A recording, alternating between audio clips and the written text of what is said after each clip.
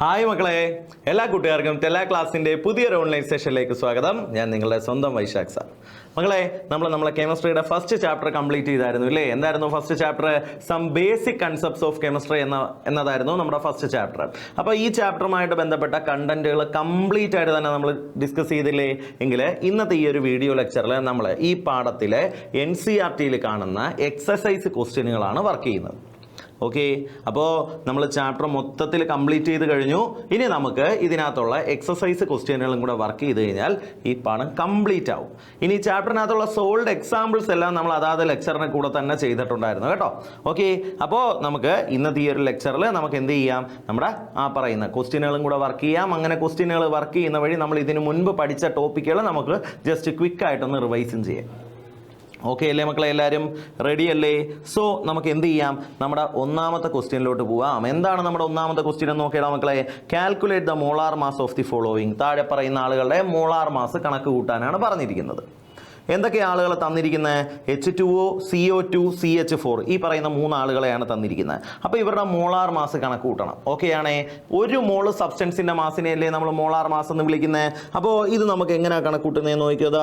ഒന്നാമതായിട്ട് നമ്മൾ ആരെ എടുക്കുന്നു? H2O എന്ന് പറയുന്ന ആളിനെ എടുക്കുന്നു. H2O ആരാന്നറിയാലോ നിങ്ങൾക്ക് എല്ലാവർക്കും? വാട്ടർ അല്ലേ H2O എന്ന് പറയുന്നത്. ഇനി ഒരാളുടെ മാസ് കണ്ടുപിടിക്കാൻ എന്ത് ചെയ്യണം? അയാളുടെ മോളാർ മാസ് ഈക്വൽ ടു, മക്കളെ നമ്മൾ എന്താ ചെയ്യുന്നതെന്ന് നോക്കേ. ഇതിനകത്ത് എത്ര ഹൈഡ്രജൻ ഉണ്ട്? 2 ഹൈഡ്രജൻ. ഒരു ഹൈഡ്രജൻ്റെ എത്രയാ? 1 പ്ലസ് എത്ര ഓക്സിജൻ ഉണ്ട്? ഒരു ഓക്സിജൻ്റെ എത്രയാ? 16 ചെയ്താൽ പോരെ? അതായത് നമുക്ക് എന്തെന്ന് കിട്ടും? 2 + 16 എത്രയാ? 18 യൂണിറ്റ് എന്താ മക്കളെ? ഗ്രാം പെർ മോൾ എന്ന് കിട്ടും. ഒന്നാമത്തെ ആളുടെ നമ്മൾ കണ്ടുപിടിച്ചു. കിട്ടിയോ? ഓക്കെ അല്ലേ? അടുത്ത രണ്ടാമതായിട്ട് നമ്മൾ ആരാ തന്നിരിക്കുന്നത്? കാർബൺ ഡൈ ഓക്സൈഡ്, CO2 അല്ലേ തന്നിരിക്കുന്നത്. അപ്പോൾ CO2ൻ്റെ നമുക്ക് കണ്ടുപിടിക്കാൻ എന്താ? മോളാർ മാസ് ഈക്വൽ ടു എന്താ? എത്ര കാർബൺ ഉണ്ട് മക്കളെ? ഒരു കാർബൺ 1 ഇൻറ്റു ഒരു കാർബണിൻ്റെ എത്രയാ? 12 പ്ലസ് എത്ര ഓക്സിജൻ ഉണ്ട്? 2 ഇൻറ്റു ഒരു ഓക്സിജൻ്റെ എത്രയാ? 16. നമ്മൾ ചെയ്യുമ്പോൾ എത്ര എന്ന് കിട്ടും? 12 + 32 എത്ര എന്ന് കിട്ടും? 44 ഗ്രാം പെർ മോൾ എന്ന് കിട്ടും. ഓക്കെ ആണോ? ക്ലിയർ ആണോ? അതുപോലെ തന്നെ മൂന്നാമതായിട്ട് മക്കളെ, മൂന്നാമത്തെ ആളാരാ? മീഥേൻ. CH4 അല്ലേ മീഥേൻ. നമുക്ക് മീഥേൻ്റെ കണ്ടുപിടിക്കാം. മോളാർ മാസ് അതായത് എത്ര കാർബൺ ഉണ്ട്? ഒരു കാർബൺ. അപ്പോൾ 1 × 12 പ്ലസ് എത്ര ഹൈഡ്രജൻ ഉണ്ട്? 4 എണ്ണം ഉണ്ട്. 4 × 1 നമുക്ക് ചെയ്യുമ്പോൾ എത്ര എന്ന് കിട്ടും? 12 + 4 എത്ര? 16 ഗ്രാം പെർ മോൾ എന്ന് കിട്ടും. കണ്ടോ? ഇത്രയേ ഉള്ളൂ കാര്യം. ഇത്രയും സിമ്പിളാണ്. ഇത്ര എളുപ്പത്തിൽ നമുക്ക് എന്ത് ചെയ്യാൻ പറ്റും? തന്നിരിക്കുന്ന ഓരോ ആളുകളെയും മോളാർ മാസ് കണക്ക് കൂട്ടാൻ പറ്റും. അപ്പോൾ ഒന്നാമത്തെ ക്വസ്റ്റ്യൻ നമുക്ക് യാതൊരു തരത്തിലുള്ള ബുദ്ധിമുട്ടും ഉണ്ടാക്കിയിട്ടില്ല. ഒന്നാമത്തെ ക്വസ്റ്റ്യൻ എളുപ്പമായിരുന്നു. നമുക്ക് നേരെ എന്ത് ചെയ്യാം? നമ്മുടെ രണ്ടാമത്തെ ക്വസ്റ്റ്യനിലോട്ട് പോവാം. മക്കളെ, എന്താണ് രണ്ടാമത്തെ question? Calculate the mass percentage of different elements present in sodium sulphate. Sodium sulphate എന്ന് പറയുന്ന ആളിനകത്തുള്ള വ്യത്യസ്ത എലമെന്റുകളുടെ എന്ത് കണ്ടുപിടിക്കാനാണ് നമ്മളോട് പറയുന്നത്? മാസ് പെർസെൻറ്റേജ് കണ്ടുപിടിക്കാനാ പറയുന്നത്. അപ്പോൾ ആദ്യമേ മക്കളെ സോഡിയം സൾഫേറ്റിന്റെ ഫോർമുല നമുക്ക് തന്നിട്ടുണ്ട്. Sodium sulphate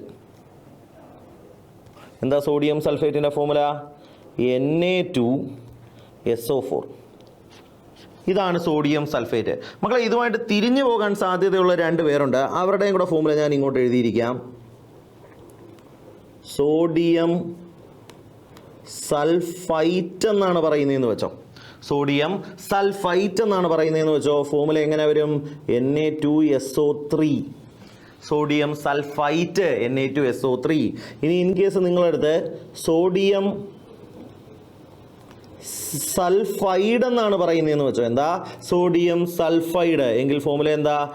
Na2S. Okay, clear ആണ്. അപ്പോൾ ഇതുപോലുള്ള ആളുകൾ എന്ന് പറഞ്ഞാൽ ഏകദേശം പേര് സിമിലാരിറ്റി കാണിക്കുന്ന ആളുകൾ, നല്ല വ്യത്യാസമുണ്ട് ഈ ആളുകളുടെയൊക്കെ തമ്മിൽ. നമുക്ക് അറിയാവുന്ന ആളുകൾ തന്നെ, പക്ഷെ സാർ ജസ്റ്റ് അതൊന്ന് ഓർമ്മിപ്പിച്ചെന്നേ ഉള്ളൂ മക്കളെ എല്ലാവരും. ഓക്കെ ആണേ? അപ്പോൾ സോഡിയം സൾഫേറ്റ് തന്നിട്ടുണ്ട്. ഇതിനകത്തുള്ള എല്ലാ എലമെന്റുകളുടെയും എന്ത് കണ്ടുപിടിക്കാനാ പറയുന്നത്? മാസ് പെർസെൻറ്റേജ് കാൽക്കുലേറ്റ് ചെയ്യാനാ പറയുന്നത്. മക്കളെ, മാസ് പെർസെൻറ്റേജ് എങ്ങനെയാണ് കണക്ക് കൂട്ടുന്നത്? Mass percentage of a component എങ്ങനെയായിരുന്നു നമ്മൾ കണക്ക് കൂട്ടുന്നത്? Mass of that component divided by total mass of all components into 100 ചെയ്താൽ മതി. നമുക്ക് എന്ത് കിട്ടും? മാസ് പെർസെൻറ്റേജ് കിട്ടും. ഇനി ടോട്ടൽ മാസ് എന്ന് പറഞ്ഞാൽ ഈ തന്നിരിക്കുന്ന കോമ്പൗണ്ടിൻ്റെ മോളിക്കുലാർ മാസ് അല്ലേ. അപ്പോൾ നമുക്ക് ആദ്യമേ എന്ത് കണ്ടുപിടിക്കാം? മോളിക്കുലാർ മാസ് ഓഫ് എന്താ? സോഡിയം സൾഫേറ്റ് Na2SO4 കണ്ടുപിടിക്കാം. മക്കളെ എങ്ങനെ കണ്ടുപിടിക്കുന്നത്? അതാ നോക്ക്. എത്ര സോഡിയം ഉണ്ട്? 2 എണ്ണം. ഒരു സോഡിയത്തിൻ്റെ എത്രയാ? 23 ആണോ? എത്ര സൾഫർ ഉണ്ട്? 1 എണ്ണം. ഒരു സൾഫറിൻ്റെ എത്രയാ? 32 പ്ലസ് എത്ര ഓക്സിജൻ ഉണ്ട്? 4 എണ്ണം. ഒരു ഓക്സിജൻ്റെ എത്രയാ? 16. ഇങ്ങനെ ചെയ്താൽ പോരെ? ഓക്കെ അല്ലേ? നമുക്ക് കൂട്ടുമ്പോൾ എത്ര എന്ന് കിട്ടും? 2 × 23 46 പ്ലസ് 32 പ്ലസ് 64. ഓക്കെ, കൂട്ടുമ്പോഴത്തേക്ക് നമുക്ക് 142 ഗ്രാം പെർ മോൾ എന്ന് കിട്ടും. എത്ര എന്ന് കിട്ടി? 142 ഗ്രാം പെർ മോൾ എന്ന് കിട്ടി. ഓക്കെ ആണോ? ക്ലിയർ ആണോ? അതിൽ ഡൗട്ട് ഉണ്ടോ? ഇനി ഇത് വെച്ചോണ്ട് നമുക്ക് ഓരോരുത്തരുടെയും മാസ് പെർസെൻറ്റേജ് സിമ്പിളായിട്ട് കണക്ക് കൂട്ടാൻ പറ്റും. എങ്ങനെയാണ് മക്കളെ നമ്മൾ മാസ് പെർസെൻറ്റേജ് കണക്ക് കൂട്ടുന്നത്? ആദ്യം ഏതാ നോക്കിക്കോ. മാസ് പെർസെൻറ്റേജ് ഓഫ് ആരുടെ വേണം? ആദ്യമേ സോഡിയത്തിൻ്റെ തന്നെ ചെയ്യാം. Mass percentage of sodium. എങ്ങനെയാണ് നമ്മൾ കണക്ക് കൂട്ടുന്നത്? Mass of sodium divided by total mass into 100 ചെയ്താൽ പോരെ? മക്കളെ മാസ് ഓഫ് സോഡിയം എത്രയാ? 46 ഡിവൈഡഡ് ബൈ ടോട്ടൽ മാസ് എത്രയാണ്? നമ്മൾ ചെയ്ത് വെച്ചിട്ടുണ്ട് 142 142 ഇൻറ്റു എന്ത് ചെയ്താൽ മതി? 100 ചെയ്താൽ മതി. Okay, 46 mass of sodium divided by 142 total mass into എന്ത് ചെയ്താൽ മതി? 100 ചെയ്താൽ മതി. മക്കളെ ഇത് ചെയ്യുമ്പോഴത്തേക്ക് നമുക്ക് 32.39% എന്ന് കിട്ടും. എത്ര എന്ന് കിട്ടും? 32.39% എന്ന് കിട്ടും. So mass percentage of sodium കിട്ടി. എത്രയാണ്? 32.39%. അടുത്ത രണ്ടാമത്തേതായിട്ട് ആരുടെയാണ് വേണ്ടത്? മാസ് പെർസെൻറ്റേജ് ഓഫ് അടുത്ത ആരെ വേണം? സൾഫർ കണ്ടുപിടിക്കാം. നമുക്ക് Na2SO4 അല്ലേ അടുത്ത സൾഫറിനെ കണ്ടുപിടിക്കാം. ഓക്കെ, അപ്പം നമ്മൾ എങ്ങനെ കണ്ടുപിടിക്കും? Mass of sulphur divided by total mass into 100 ചെയ്താൽ പോരെ? മക്കളെ മാസ് ഓഫ് സൾഫർ തന്നിരിക്കുന്ന കോമ്പൗണ്ടിൽ സൾഫർ ഒരെണ്ണം അല്ലേ ഉള്ളൂ 32 ഡിവൈഡഡ് ബൈ ടോട്ടൽ മാസ് എത്രയാണ് മക്കളെ? 142 ഇൻറ്റു എന്ത് ചെയ്താൽ മതി? 100 ചെയ്താൽ മതി. നമുക്ക് എത്ര എന്ന് കിട്ടും? 22.53% എന്ന് കിട്ടും. എത്ര എന്ന് കിട്ടും? 22.53% എന്ന് കിട്ടും. ഓക്കെ ആണോ? ക്ലിയർ ആണോ? അപ്പോൾ 2 പേരുടെ കണ്ടുപിടിച്ചു. അടുത്ത മൂന്നാമതായിട്ട് ആരുണ്ട്? ഓക്സിജൻ ഉണ്ട്. നമുക്ക് കണ്ടുപിടിക്കാം. ഓക്സിജൻ്റെ മാസ് പെർസെൻറ്റേജ് കാൽക്കുലേറ്റ് ചെയ്യാൻ ബുദ്ധിമുട്ടൊന്നുമില്ല. മാസ് പെർസെൻറ്റേജ് ഓഫ് ഓക്സിജൻ എങ്ങനെയാണ് നമ്മൾ കണ്ടുപിടിക്കുന്നത്? Mass of oxygen divided by total mass into 100 ചെയ്താൽ പോരെ? മക്കളെ മാസ് ഓഫ് ഓക്സിജൻ തന്നിരിക്കുന്ന കോമ്പൗണ്ടിൽ ഓക്സിജൻ്റെ മാസ് എത്രയാ? 64 64 ഡിവൈഡഡ് ബൈ ടോട്ടൽ മാസ് എത്രയാ? 142 ഇൻറ്റു എന്ത് ചെയ്താൽ മതി? 100 ചെയ്താൽ മതി. നമുക്ക് എത്ര എന്ന് കിട്ടും? 45.07 45.07 45.07% എന്ന് കിട്ടും. അപ്പോൾ നമ്മുടെ കോമ്പൗണ്ടിനകത്ത് ആരൊക്കെ ഉണ്ടായിരുന്നു? സോഡിയവും സൾഫറും ഓക്സിജനും ഉണ്ടായിരുന്നു ഇല്ലേ? ഈ പറയുന്ന ഓരോ കമ്പോണന്റുകളുടെയും മാസ് പെർസെൻറ്റേജ് നമ്മൾ കണ്ടുപിടിച്ചില്ലേ? എന്തൊക്കെയാണ് മക്കളെ മാസ് പെർസെൻറ്റേജ്? ഓരോരുത്തരുടെ ആയിട്ട് പറയാം. തന്നിരിക്കുന്ന കോമ്പൗണ്ടിനകത്ത് സോഡിയത്തിൻ്റെ മാസ് പെർസെൻറ്റേജ് എത്രയാണ് മക്കളെ? സോഡിയത്തിൻ്റെത് 32.39. ഓക്കെ, സൾഫറിൻ്റെ മാസ് പെർസെൻറ്റേജ് എത്രയാണ് മക്കളെ? 22.53. ഓക്സിജൻ്റെ മാസ് പെർസെൻറ്റേജ് എത്രയാണ് മക്കളെ? 45.07. ഇങ്ങനെ ഓരോ ആളുകളുടെയും മാസ് പെർസെൻറ്റേജ് നമുക്ക് സിമ്പിളായിട്ട് കണക്ക് കൂട്ടാൻ പറ്റും. കിട്ടിയോ? ഓക്കെ അല്ലേടാ? ക്ലിയർ അല്ലേ? അപ്പോൾ ഈ ക്വസ്റ്റ്യൻ മനസ്സിലായോ മക്കളെ? മാസ് പെർസെൻറ്റേജ് എന്ന് പറയുന്ന കൺസെപ്റ്റുമായിട്ട് ബന്ധപ്പെട്ട് നമ്മൾ ചെയ്തൊരു ക്വസ്റ്റ്യൻ ആണ്. ഓക്കെ, നമുക്ക് അടുത്തൊരു ക്വസ്റ്റ്യനിലോട്ട് പോവാം. എന്താ അടുത്ത ക്വസ്റ്റ്യനിൽ പറയുന്നതെന്ന് നമുക്ക് നോക്കാം മക്കളെ. അടുത്ത ക്വസ്റ്റ്യൻ, ഡിറ്റർമിൻ ദ എംപരിക്കൽ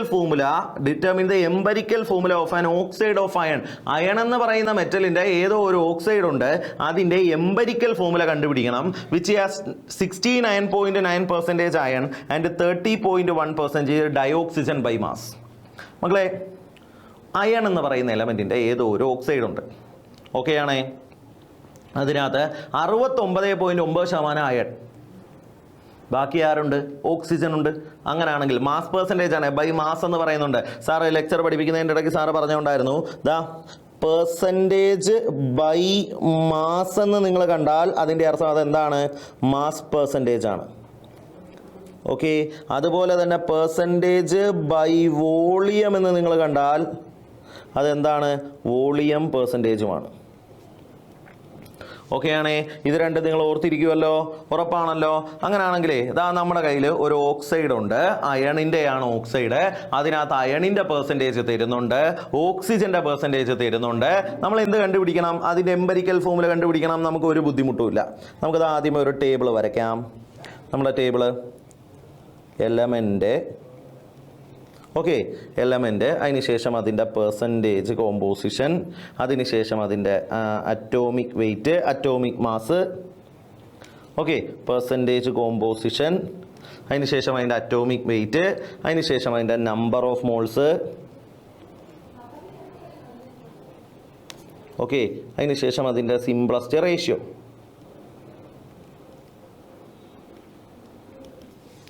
ഓക്കെ ആണല്ലോ, ക്ലിയർ ആണല്ലോ? അതാ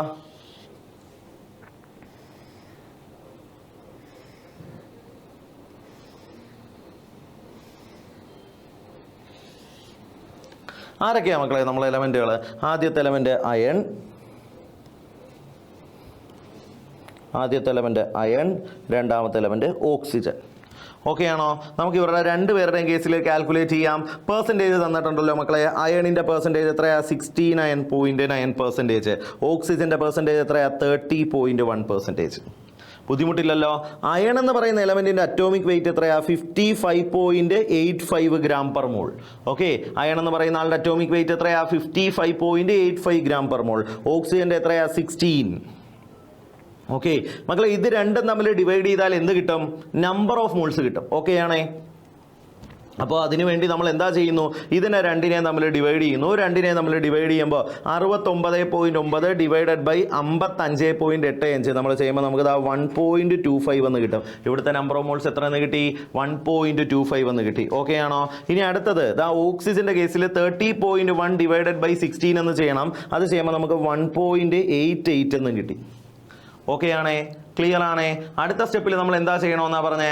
ഈ തന്നിരിക്കുന്ന നമ്പർ ഓഫ് മോൾ വാല്യൂവിൽ ഏറ്റവും ചെറിയ വാല്യൂ ഏതാന്ന് നോക്കണം. എന്താ ഇവിടെ രണ്ട് വാല്യൂസ് ഉണ്ട്, 1.25 ഉണ്ട്, 1.88 ഉണ്ട്. ഇതിൽ ചെറിയ വാല്യൂ ഏതാണ്? 1.25 ആണ്. ഈ ചെറിയ വാല്യൂ കൊണ്ട് ബാക്കി എല്ലാവരെയും ഡിവൈഡ് ചെയ്യണം. അങ്ങനെ ഡിവൈഡ് ചെയ്തതിന്റെ ഫലമായിട്ട് നമുക്കൊരു ഹോൾ നമ്പർ കിട്ടണം. അപ്പോൾ 1.25 കൊണ്ട് 1.25 ഡിവൈഡ് ചെയ്താൽ നമുക്ക് 1.25 ഡിവൈഡഡ് ബൈ 1.25 ചെയ്യുമ്പോൾ നമുക്ക് എത്ര എന്ന് കിട്ടും? 1 എന്ന് കിട്ടും.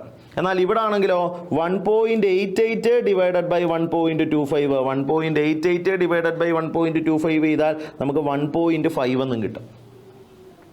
ഓക്കെ ആണേ? ക്ലിയർ ആണേ? ഇത് ഇനി ഒരു പ്രശ്നമുണ്ട്. കാര്യം നമുക്ക് ഹോൾ നമ്പർ കിട്ടണമെന്ന് പറഞ്ഞു. ഇപ്പോൾ എനിക്ക് 1.01 എന്നോ അല്ലെങ്കിൽ ഇപ്പോൾ 2.99 എന്നോ അങ്ങനെയൊക്കെ കിട്ടിക്കഴിഞ്ഞാൽ അതിനെ നമുക്ക് സിംപ്ലി റൗണ്ട് ചെയ്ത് എന്താക്കി മാറ്റാം? ഒരു ഹോൾ നമ്പർ ആക്കി മാറ്റാം. പക്ഷേ ഇവിടെ അങ്ങനെ ചെയ്യാൻ പറ്റത്തില്ല. കാര്യം ഇവിടെ 1.5 എന്നാണ് കിടക്കുന്നത്. അപ്പോൾ ഇതിനെ നമുക്കൊരു ഹോൾ നമ്പർ ആക്കാൻ ഏത് നമ്പർ കൊണ്ട് മൾട്ടിപ്ലൈ ചെയ്യണം മക്കളെ? 2 കൊണ്ട് മൾട്ടിപ്ലൈ ചെയ്യണം. ഞാൻ ഇതിനെയും 2 കൊണ്ടങ്ങ് മൾട്ടിപ്ലൈ ചെയ്യും. അപ്പോൾ എനിക്കിവിടെ എന്ത് കിട്ടും? 1 × 2 2 എന്നും 1.5 × 2 3 എന്നും കിട്ടും. സോ ഈ 2ഉം 3ഉം വേണം ഞാൻ എടുക്കേണ്ട ഹോൾ നമ്പേഴ്സ്. ഓക്കെ ആണോ? ക്ലിയർ ആണോ?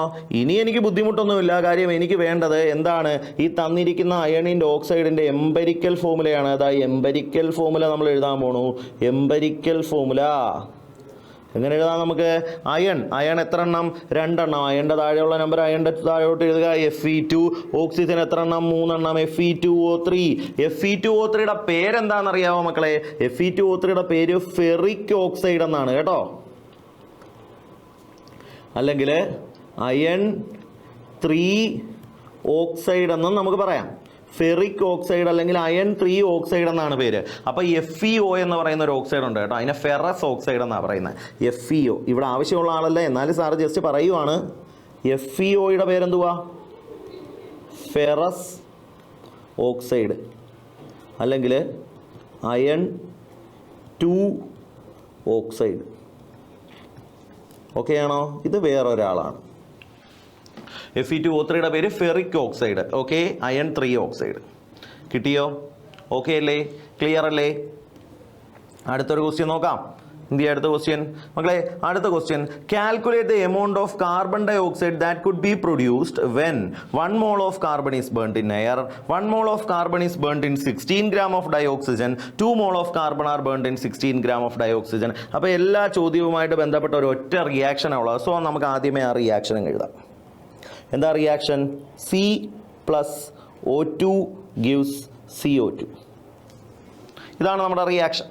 ഓക്കെ, കാർബണും ഓക്സിജനും കൂടി ചേരുന്നു. കാർബൺ സോളിഡ് ആണ്, ഓക്സിജൻ ഗ്യാസ് ആണ്, കാർബൺ ഡൈ ഓക്സൈഡും ഗ്യാസ് ആണ്. കാർബണും ഓക്സിജനും കൂടി ചേരുന്നു, എന്തായിട്ട് മാറുന്നു? കാർബൺ ഡൈ ഓക്സൈഡ് ആയിട്ട് മാറുന്നു. മക്കളെ, ഈ റിയാക്ഷനുമായിട്ട് ബന്ധപ്പെട്ട എല്ലാവരുടെയും മാസ് നമുക്ക് താഴോട്ട് എഴുതാം. എത്ര കാർബൺ? 12 gram carbon. എത്ര ഓക്സിജൻ? 32 gram oxygen. എത്ര carbon dioxide? 44 gram carbon dioxide. അല്ലെങ്കിൽ നമ്പർ ഓഫ് മോൾസ് വെച്ചിട്ട് പറയാം. എത്ര? 1 മോള് കാർബൺ, 1 മോൾ oxygen, 1 mole carbon dye oxide. ഈ രണ്ട് കാര്യങ്ങൾ നമുക്ക് പറഞ്ഞൂടെ? ഈ കാര്യം പറഞ്ഞാൽ ആർക്കേലും എന്തെങ്കിലും ഡൗട്ട് ഉണ്ടോ മക്കളെ? ഓക്കെ, നമ്മൾ ആ ബാലൻസ്ഡ് കെമിക്കൽ ഇക്വേഷൻ അങ്ങോട്ട് എഴുതി വെച്ചു. ഓക്കെ, ഇനി ഇത് ചെയ്യാൻ ഒരു തരത്തിലുള്ള ബുദ്ധിമുട്ടുമില്ല. അതാ നമ്മൾ ചോദിച്ചിരിക്കുന്ന ഓരോ ചോദ്യങ്ങളായിട്ട് നമുക്ക് നോക്കാം. ഒന്നാമത്തെ ചോദ്യം എന്താ? ഒന്നാമത്തെ ചോദ്യം 1 mole of carbon is burned in air. ഒന്നാമത്തെ ചോദ്യം എന്താ? 1 mole of carbon is burned in air. മക്കളെ, ഏതാ നോക്കിക്കോ. 1 മോള് കാർബൺ ബേൺ ചെയ്താൽ അതിൻ്റെ ഫലമായിട്ട് നമുക്ക് എന്ത് കിട്ടും? 1 മോള് കാർബൺ ഡൈ ഓക്സൈഡ് കിട്ടും. എന്ന് വെച്ചാൽ അതിൻ്റെ അർത്ഥം 44 ഗ്രാം കാർബൺ ഡൈ ഓക്സൈഡ് കിട്ടും. പരിപാടി കഴിഞ്ഞു. ഒന്നാമത്തെ ക്വസ്റ്റ്യൻ്റെ ഉത്തരം നമുക്ക് കിട്ടി. ഒന്നാമത്തെ ക്വസ്റ്റ്യൻ്റെ ഉത്തരം എന്തുവാ? 44. 1 അല്ലയോ? ഓക്കെ, ഒന്നാമത്തെ ക്വസ്റ്റ്യൻ 1 മോള് കാർബൺ ബേൺ ചെയ്താൽ എന്ത് കിട്ടും? 1 മോള് കാർബൺ ബേൺ ചെയ്താൽ 1 മോള് കാർബൺ ഡൈ ഓക്സൈഡ് കിട്ടും. So 44 gram carbon dioxide കിട്ടും എന്നുള്ളത് നമ്മുടെ ഫസ്റ്റ് ആൻസർ. ഓക്കെ, രണ്ടാമത്തെ ക്വസ്റ്റ്യൻ നോക്കാം. രണ്ടാമത്തെ question 1 mole carbon is burned in 16 gram of dioxygen. മക്കളെ, 1 മോള് കാർബണിന് റിയാക്ട് ചെയ്യാൻ എത്ര വേണം? 1 മോള് ഓക്സിജൻ വേണം. അപ്പോഴാണ് നമുക്ക് 1 മോള് കാർബൺ ഡൈ ഓക്സൈഡ് കിട്ടുന്നത്. മാസിന്റെ പോയിന്റ് ഓഫ് വ്യൂവിൽ പറയുകയാണെങ്കിൽ 12 ഗ്രാം കാർബണിന് റിയാക്ട് ചെയ്യാൻ 32 ഗ്രാം ഓക്സിജൻ വേണം. അപ്പോഴാണ് നമുക്ക് 44 ഗ്രാം കാർബൺ ഡൈ ഓക്സൈഡ് കിട്ടുന്നത്. എന്നാൽ ഇവിടെ 32 ഗ്രാം ഓക്സിജൻ ഉണ്ടോ? ഇല്ല മക്കളെ, എത്രയുള്ളൂ? 16 ഗ്രാം ഓക്സിജനേ ഉള്ളൂ. സോ ഞാൻ പറയുന്നു oxygen is the limiting reagent. അത് കണ്ടുപിടിക്കാൻ പറഞ്ഞില്ല എങ്കിൽ പോലും ഞാനങ്ങ് പറയുവാണ്, ഓക്സിജൻ എന്താണ്? ലിമിറ്റിംഗ് റിയേജന്റ് ആണ് മക്കളെ. എങ്കിൽ ലിമിറ്റിംഗ് റിയേജന്റിനനുസരിച്ചല്ലേ നമുക്ക് പ്രോഡക്റ്റ് കിട്ടുന്നത്. താ നോക്കിക്കോ, 32 ഗ്രാം ഓക്സിജൻ റിയാക്ട് ചെയ്താൽ 44 ഗ്രാം കാർബൺ ഡൈ ഓക്സൈഡ് കിട്ടും. എങ്കിൽ 16 ഗ്രാം ഓക്സിജൻ റിയാക്ട് ചെയ്താൽ x gram carbon dioxide കിട്ടുമെന്നിരിക്കട്ടെ. ഇത് ഇത്രയും ചെയ്യേണ്ട ബുദ്ധിമുട്ടൊന്നുമില്ല. നമുക്ക് വെട്ടിക്കളഞ്ഞ് സിമ്പിളായിട്ട് റേഷ്യോ വെച്ച് എഴുതാവുന്നേ ഉള്ളൂ. പക്ഷേ സ്റ്റാർ സ്റ്റെപ്പുകളായിട്ട് പറയുവാണ് മക്കളെ. 32 divided by 16 equal to 44 divided by x. എഴുതിക്കൂടെ? ഇവിടെ നമുക്ക് എക്സിന്റെ വാല്യൂ എന്താ കിട്ടും മക്കളെ? 44 ഇൻറ്റു 16 ഡിവൈഡഡ് ബൈ 32. 16 32 2 വട്ടം 44 2 അതാ 22. നമുക്ക് എത്ര എന്ന് കിട്ടും? 22 ഗ്രാം എന്ന് കിട്ടും. ഓക്കെ ആണോ? എത്ര എന്ന് കിട്ടി? 22 ഗ്രാം എന്ന് കിട്ടി. ക്ലിയർ? ഓക്കെ ആണേ മക്കളെ. ഇതാ മൂന്നാമത്തെ ക്വസ്റ്റ്യൻ നോക്കിക്കോ. മൂന്നാമത്തെ ക്വസ്റ്റ്യനിൽ എന്താ പറയുന്നത്? മൂന്നാമത്തെ ക്വസ്റ്റ്യൻ എന്താ?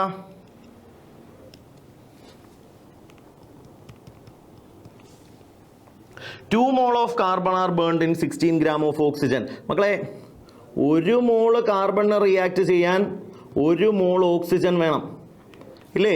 അപ്പൊ 2 മോള് കാർബണിന് റിയാക്ട് ചെയ്യാൻ എത്ര വേണം? 2 മോൾ ഓക്സിജൻ വേണം. പക്ഷേ പറയുന്നു 16 ഗ്രാം ഓക്സിജനേ ഉള്ളൂ. മക്കളെ, 16 ഗ്രാം ഓക്സിജൻ എന്ന് വെച്ചാൽ എത്ര മോളാ? 16 ഗ്രാം ഓക്സിജൻ എന്ന് വെച്ചാൽ 16/32 എത്ര എന്ന് കിട്ടും? 0.5 മോളാ.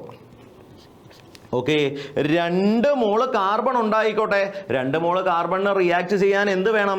2 മോള് ഓക്സിജൻ വേണം. ഓക്കെ, പക്ഷെ നമ്മുടെ കയ്യിൽ ആകെ 16 ഗ്രാം ഓക്സിജൻ അല്ലേ ഉള്ളൂ. എന്ന് വെച്ചാൽ അത് എത്രയേ ഉള്ളൂ? 0.5 മോളേ ഉള്ളൂ. 0.5 മോള് റിയാക്ട് ചെയ്ത് കഴിഞ്ഞാൽ നമുക്ക് എന്ത് കിട്ടും? 0.5 മോള് കാർബൺ ഡൈ ഓക്സൈഡ് കിട്ടും. എന്ന് വെച്ചാൽ എന്താ? 44 ഇൻറ്റു 0.5 ചെയ്യുമ്പോൾ എത്ര എന്ന് കിട്ടും? 22 ഗ്രാം എന്ന് തന്നെ ഇവിടെയും കിട്ടും. ഓക്കെ ആണോ? ക്ലിയർ ആണോ? ഇത്രയേ ഉള്ളൂ സംഗതി. ഇത്രയും സിമ്പിളാണ് കാര്യം. ഓക്കെ, അപ്പോൾ നമ്മളങ്ങനെ 3 ചോദ്യത്തിൻ്റെ ഉത്തരം കണ്ടുപിടിച്ചു. 1 mole carbon burned in air നമുക്ക് എന്ത് കിട്ടും? 44 gram carbon dye oxide. 1 mole carbon 16 gram ഓക്സിജനുമായിട്ട് react ചെയ്താൽ നമുക്ക് 22 gram carbon dye oxide. 1 mole carbon 1 മോൾ ഓക്സിജനുമായിട്ട് റിയാക്ട് ചെയ്താൽ നമുക്ക് 2 മോള് കാർബൺ 16 ഗ്രാം ഓക്സിജനുമായിട്ട് റിയാക്ട് ചെയ്താൽ നമുക്ക് എന്ത് കിട്ടും? 22 ഗ്രാം കാർബൺ ഡൈ ഓക്സൈഡ് കിട്ടും. മനസ്സിലായോ മക്കളെ? ഓക്കെ അല്ലേ? ക്ലിയർ അല്ലേ? അങ്ങനെയാണെങ്കിലേ നമുക്ക് നേരെ അടുത്ത ക്വസ്റ്റ്യനിലോട്ട് പോവാം. ഇതാ അടുത്ത ക്വസ്റ്റ്യൻ നോക്കിക്കേ. ഓക്കെ മക്കളെ, എന്താ അടുത്ത question? Calculate the mass of sodium acetate required to make 500 milliliter of 0.375 molar aqueous solution. Molar mass of sodium acetate is 82.0245 gram per mole. എത്ര സിഗ്നിഫിക്കൻറ്റ് ഫിഗേഴ്സ് അവർ തന്നേക്കുന്നത് നോക്കേ. 6 സിഗ്നിഫിക്കൻറ്റ് ഫിഗറിലാണ് അവർ നമുക്ക് നമ്മളെ മോളാർ മാസ് തന്നിരിക്കുന്നത്. അതൊന്നും കുഴപ്പമില്ല നമുക്ക്. അപ്പോൾ മക്കളെ, നമ്മളൊരു ക്വസ്റ്റ്യൻ എന്താ പറയുന്നത്? നമ്മുടെ കയ്യിൽ ഒരാളുണ്ട്. ആരാ? Sodium acetate. Sodium acetate. ഇയാളുടെ ശരിക്കുള്ള പേരെന്താണെന്നറിയോ മക്കൾക്ക്? സോഡിയം എഥനോയേറ്റ് എന്നാണ് പേര്.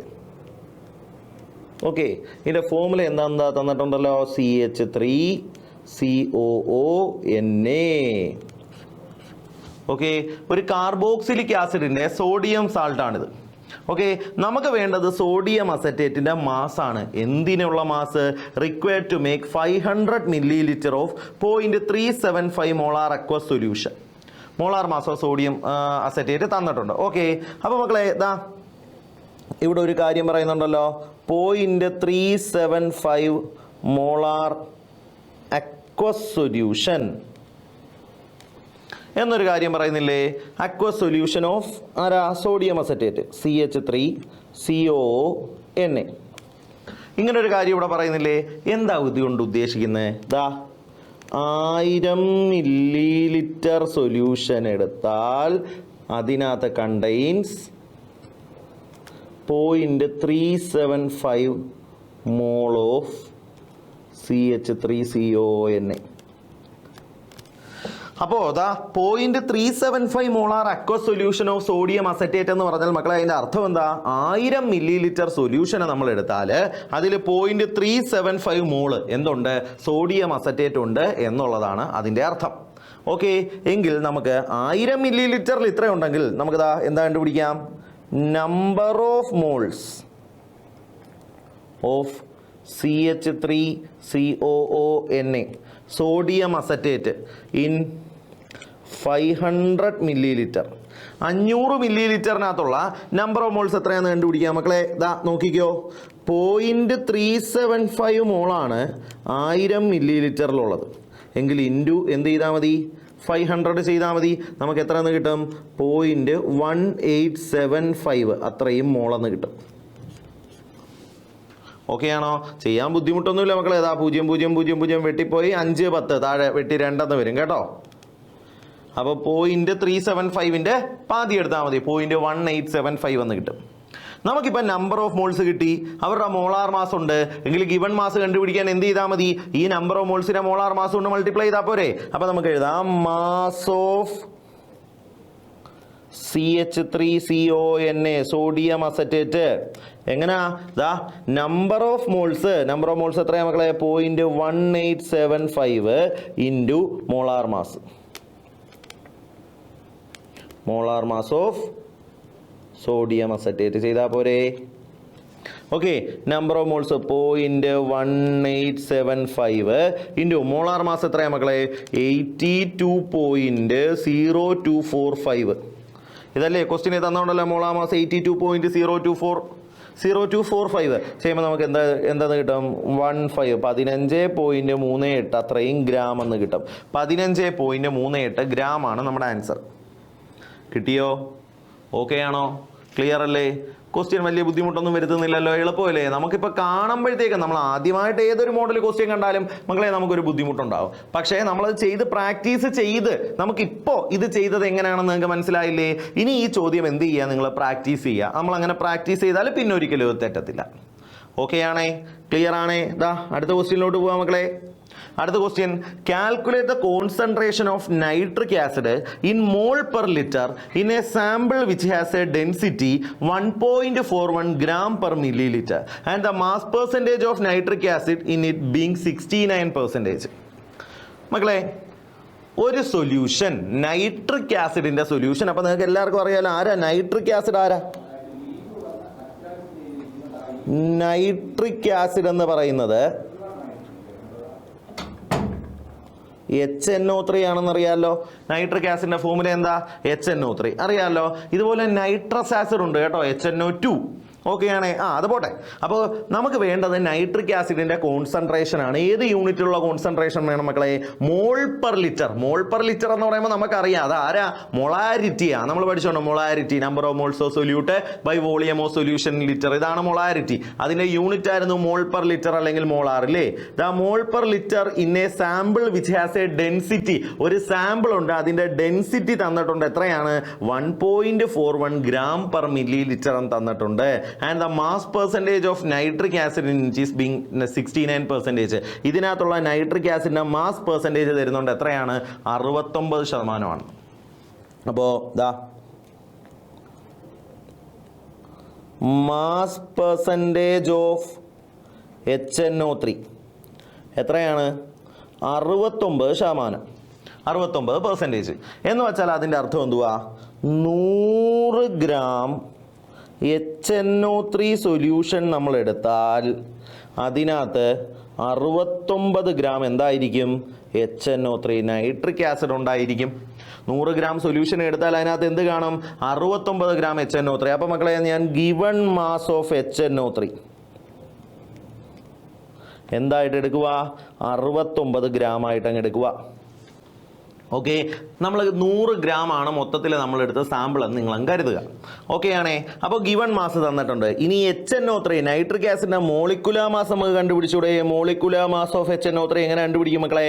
മോളിക്കുലാർ മാസ് ഓഫ് HNO3 കണ്ടുപിടിക്കാൻ ബുദ്ധിമുട്ടൊന്നുമില്ല. ഒരു ഹൈഡ്രജൻ 1, ഒരു നൈട്രജൻ 14, 3 ഓക്സിജൻ 3 × 16 ചെയ്താൽ മതി. അങ്ങനെ ചെയ്യുമ്പോഴത്തേക്ക് നമുക്ക് എത്ര എന്ന് കിട്ടും? 14 1 15 48 63 gram per mole എന്ന് കിട്ടും. ഓക്കെ ആണോ? ഗിവൺ മാസ് ഉണ്ട്, മോളിക്കുലാർ മാസ് ഉണ്ട് എങ്കിൽ നമുക്ക് എന്ത് കണ്ടുപിടിക്കാം? നമ്പർ ഓഫ് മോൾസ് കണ്ടുപിടിക്കാം. Number of moles of HNO3.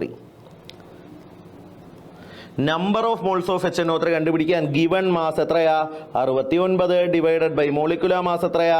63 ചെയ്താൽ മതി. ചെയ്യുമ്പോൾ നമുക്ക് എത്ര എന്ന് കിട്ടും? 1.095 മോൾ എന്ന് കിട്ടും.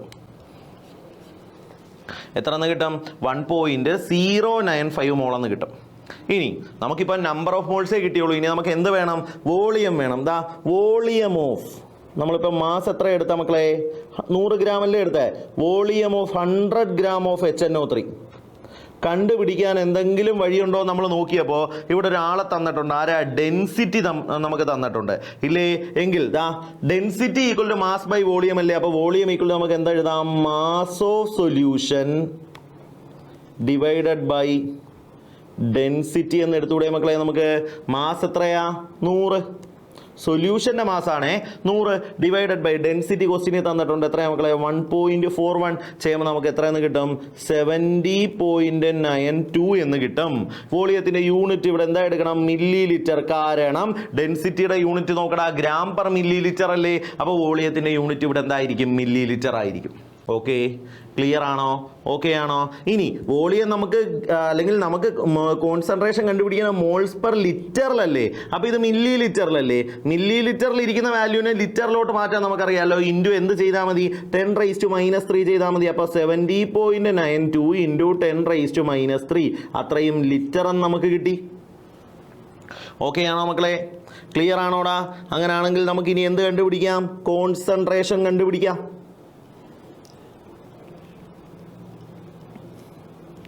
കോൺസെൻട്രേഷൻ എങ്ങനെയാണ് നമ്മൾ കോൺസെൻട്രേഷൻ കണ്ടുപിടിക്കുന്നത്? Number of moles divided by volume in litre. ഇങ്ങനല്ലേ നമ്മൾ കണ്ടുപിടിക്കുന്നത്? നമ്പർ ഓഫ് മോൾസ് എത്രയാണ് മക്കളെ? 1.095. നമ്മളിവിടെ കണ്ടുപിടിച്ച് വെച്ചോണ്ട് നമ്പർ ഓഫ് മോൾസ് എത്രയാണ്?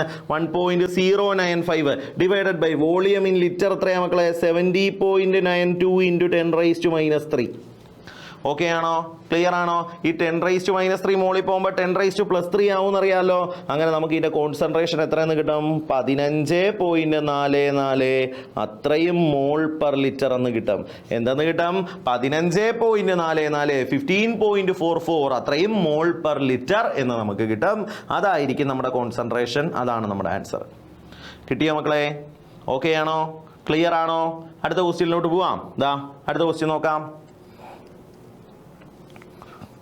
How much copper can be obtained from 100 gram of copper sulphate? മക്കളെ 100 gram കോപ്പർ സൾഫേറ്റിൽ നിന്ന് എത്ര കോപ്പറിനെ നമുക്ക് കിട്ടുമെന്ന് നമുക്ക് നോക്കാം. ബുദ്ധിമുട്ടൊന്നുമില്ല. കാരണം ദാ നോക്കിക്കോ, നമുക്കറിയാം ഒരു കോപ്പർ സൾഫേറ്റ് മോളിക്യൂൾ എടുത്താൽ എത്ര കോപ്പർ കിട്ടും? ഒരു മോളിക്യൂൾ കോപ്പർ കിട്ടും. അപ്പോൾ ഞാൻ പറയുന്നു 1 mole of copper sulphate gives 1 mole of copper. ഇത് ശരിയാണോ? ഒരു മോള് കോപ്പർ സൾഫേറ്റിനെ എടുത്താൽ അതിൽ നിന്ന് നമുക്ക് എന്ത് കിട്ടും? ഒരു മോള് കോപ്പർ കിട്ടും. ഓക്കെ ആണേ? ക്ലിയർ ആണേ? അപ്പം ഞാൻ പറയുവാണ് molecular mass of copper sulphate. എങ്ങനെയാണ് മക്കളെ കണ്ടുപിടിക്കുന്നത്? കോപ്പർ സൾഫേറ്റിൻ്റെ മോളിക്കുലാർ മാസ് കണ്ടുപിടിക്കാൻ എന്താ ഉണ്ട്? ഒരു കോപ്പർ ഉണ്ട്. ഒരു കോപ്പറിൻ്റെ എത്രയാ? 63.5. കോപ്പറിൻ്റെ അറ്റോമിക് മാസ് ഓർക്കുക മക്കളെ 63.5 ആണ് കേട്ടോ. ഒരു സൾഫർ ഉണ്ട്, എത്രയാ? 32 പ്ലസ് 4 ഓക്സിജൻ ഉണ്ട്, 4 × 16. മക്കളെ ചെയ്താൽ പോരെ? ചെയ്യുമ്പോൾ എത്ര എന്ന് കിട്ടും? 159.5 gram per mole എന്ന് കിട്ടും. 189.5 gram per mole എന്ന് നമുക്ക് കിട്ടും. ഓക്കെ, ഇനി സാർ പറയുന്ന കാര്യം ശ്രദ്ധിച്ച് കേൾക്കണേ. ഏതാ മക്കളെ? 159.5 gram കോപ്പർ സൾഫേറ്റ് എടുത്താൽ അതിനകത്ത് നിന്ന് എത്രയാണ് നമുക്ക് കിട്ടുന്നത്? ഒരു കോപ്പർ അല്ലേ? 63.5 gram കോപ്പറാണ് നമുക്ക് കിട്ടുന്നത്. ഓക്കെ ആണോ? അങ്ങനെയാണെങ്കിൽ 100 gram കോപ്പർ സൾഫേറ്റ് എടുത്താൽ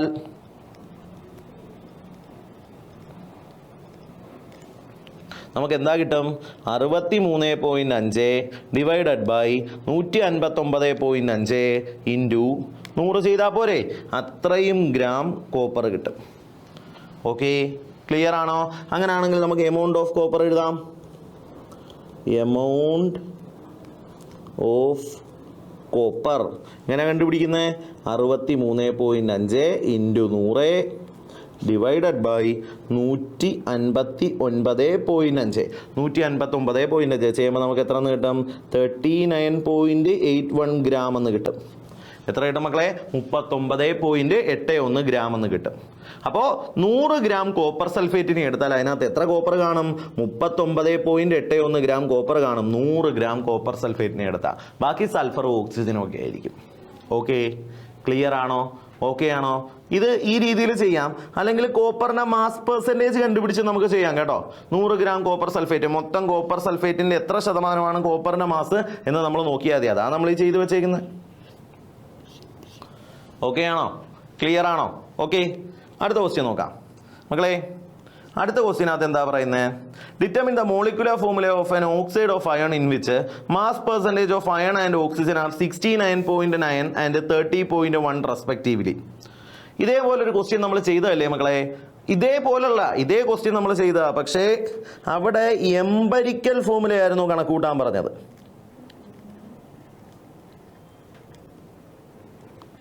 ആ എംപരിക്കൽ ഫോർമുല നമുക്ക് കിട്ടിയായിരുന്നു. എന്തായിരുന്നു?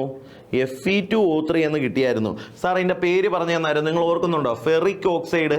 അതുപോലെ തന്നെ FeO ആണെങ്കിൽ ഫെറസ് ഓക്സൈഡ്, അങ്ങനെയൊക്കെ ഞാൻ പറഞ്ഞുകൊണ്ടായിരുന്നു. മക്കളെ ഒരു കാര്യം എപ്പോഴും ആലോചിക്കുക. എൻ്റെ കയ്യിൽ ഇപ്പോൾ എംപരിക്കൽ ഫോർമുലയുണ്ട്. ഓക്കെ, എംപരിക്കൽ ഫോർമുല എന്ന് വെച്ചാൽ എന്താ?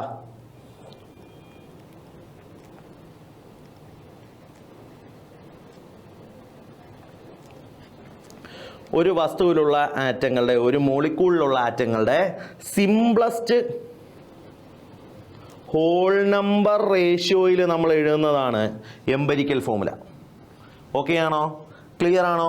എങ്കിൽ രണ്ടാമത്തെ ടൈപ്പ് മോളിക്കുലാർ ഫോർമുല. മക്കളെ എന്താ മോളിക്കുലാർ ഫോർമുല എന്ന് വെച്ചാൽ എക്സാക്റ്റ് നമ്പർ ഓഫ് ആറ്റംസ് വെച്ചിട്ട് നമ്മൾ എഴുതുന്നതാണ് മോളിക്കുലാർ ഫോർമുല. ഓക്കെ ആണേ? ഒരു മോളിക്യൂളിലുള്ള എല്ലാ ആറ്റങ്ങളുടെയും കൃത്യമായ എണ്ണം നമ്മൾ കാണിക്കുകയാണെങ്കിൽ അത് മോളിക്കുലാർ ഫോർമുലയാണ്. ഒരു മോളിക്യൂളിലുള്ള ആറ്റങ്ങളുടെ സിംപ്ലസ്റ്റ് ഹോൾ നമ്പർ റേഷ്യോയിലാണ് നമ്മൾ കാണിക്കുന്നതെങ്കിൽ അത് എംപരിക്കൽ ഫോർമുലയുമാണ്. ഇത് നിങ്ങൾക്കറിയാം. ഓക്കെ, അങ്ങനെയാണെങ്കിൽ ഒരാളിൻ്റെ എംപരിക്കൽ ഫോർമുലയാണ് നമുക്ക് കണ്ടുപിടിക്കേണ്ടതെങ്കിൽ നമുക്കാകെ വേണ്ടത്, എംപരിക്കൽ ഫോർമുല കണ്ടുപിടിക്കാൻ നമുക്കാകെ വേണ്ടത് mass percentage of all components. അതിനകത്തുള്ള എല്ലാ കമ്പോണന്റുകളുടെ എന്ത് വേണം നമുക്ക്? മാസ് പെർസെൻറ്റേജ് വേണം. എങ്കിലും മക്കളെ ഏതാ ശ്രദ്ധിച്ചോ, ഒരാളുടെ മോളിക്കുലർ ഫോർമുലയാണ് കണ്ടുപിടിക്കേണ്ടതെങ്കിൽ നമുക്ക് രണ്ട് കാര്യങ്ങൾ വേണം. ഒന്ന് mass percentage of all components വേണം, എല്ലാ കമ്പോണന്റുകളുടെയും മാസ് പെർസെൻറ്റേജ്, അല്ലെങ്കിൽ അതിന് പകരം എംപരിക്കൽ ഫോർമുല തന്നാലും മതി. രണ്ടാമതായിട്ട് മോളിക്കുലാർ മാസ് അല്ലെങ്കിൽ മോളാർ മാസ് വേണം, മോളിക്കുലാർ മാസ് ഓഫ് കോമ്പൗണ്ടും വേണം. ഇത് രണ്ടും ഉണ്ടെങ്കിൽ മാത്രമേ നമുക്ക് എന്ത് കണ്ടുപിടിക്കാൻ പറ്റൂ? മോളിക്കുലാർ ഫോർമുല കണ്ടുപിടിക്കാൻ പറ്റൂ. ഇവിടെ തന്നിരിക്കുന്ന ആളിൻ്റെ എംപരിക്കൽ ഫോർമുലയെ ഈ ഡേറ്റാസ് വെച്ചുകൊണ്ട് നമുക്ക് കണ്ടുപിടിക്കാൻ പറ്റത്തുള്ളൂ മക്കളെ. നമുക്ക് വേണമെങ്കിൽ ഇതേ എംപരിക്കൽ ഫോർമുല തന്നെയാണ് മോളിക്കുലർ ഫോർമുല എന്ന രീതിയിൽ പറയാം. പക്ഷെ അങ്ങനെ പറയണമെങ്കിൽ പോലും എന്ത് തന്നിരിക്കണം? അവരുടെ മോളിക്കുലാർ മാസ് തന്നിരിക്കണം. തന്നിരിക്കുന്ന ക്വസ്റ്റ്യനകത്ത് അവരുടെ എന്തില്ല? മോളിക്കുലാർ മാസ് ഇല്ല. അല്ലെങ്കിൽ മോളിക്കുലാർ മാസിലേക്ക് എത്താൻ സഹായിക്കുന്ന വേപ്പർ ഡെൻസിറ്റി പോലുള്ള ആരെയും തന്നിട്ടുമില്ല. അതുകൊണ്ട് തന്നെ നമുക്കത് കണ്ടുപിടിക്കാൻ പറ്റില്ല എന്ന് വേണം എക്സാക്റ്റ് ആയിട്ട് നമ്മൾ പറയാൻ. ഇനി ഇൻ കേസ് ഇവിടെ ഒരു മോളിക്കുലാർ മാസ് തന്നിട്ടുണ്ടെന്ന് വെച്ചോ, എങ്കിൽ എങ്ങനെയാ കണ്ടുപിടിക്കുന്നതെന്ന് സാറ് പറഞ്ഞു തരാം. ദാ നമ്മൾ എക്സ് എന്ന് പറയുന്ന ഒരു നമ്പർ കണ്ടുപിടിക്കണം. എക്സ് കണ്ടുപിടിക്കാനുള്ള equation molecular mass divided by empirical formula mass.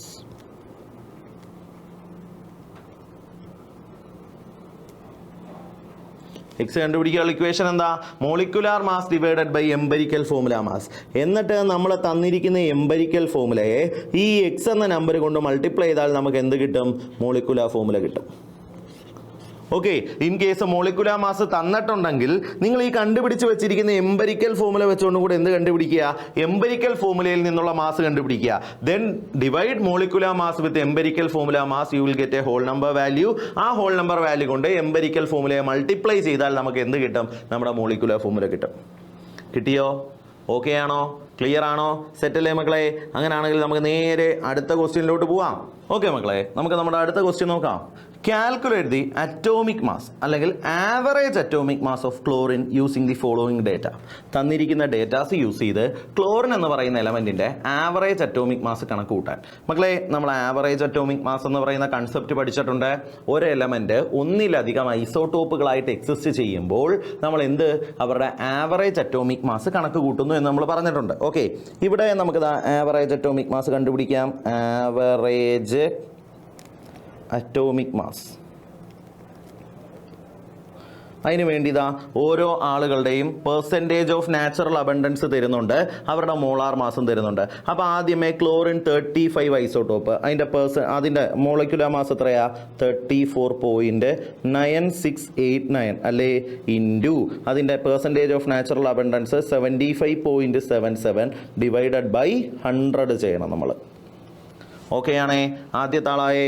Okay. ഇനി ക്ലോറിൻ്റെ രണ്ടാമത്തെ ഐസോട്ടോപ്പ് ക്ലോറിൻ 37 ചെയ്യുമ്പോഴത്തേക്കും നമുക്ക് എങ്ങനെയാണ് ചെയ്യുന്നത്? അതിൻ്റെ മോളാർ മാസ് 36.9659 ഇൻറ്റു അതിൻ്റെ പെർസെൻറ്റേജ് 24.23 ഡിവൈഡഡ് ബൈ എന്ത് ചെയ്യണം? 100 ചെയ്യണം.